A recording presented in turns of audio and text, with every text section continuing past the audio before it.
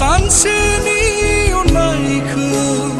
अराय समनि खालामबाय अराय समनि अननायखौ सानसेनि खालामबाय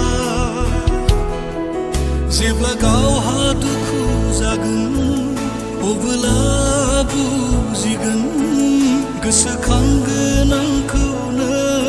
बै समाव गुबुन बादि नङा होनना गावहानो बुङोमोन दालाय